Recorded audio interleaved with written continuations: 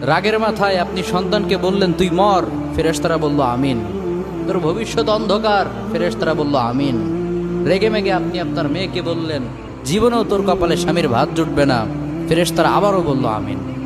আচ্ছা, আপনিই না সেই ব্যক্তি যে তার নিজের জীবনের চাইতেও সন্তানকে বেশি ভালোবাসেন?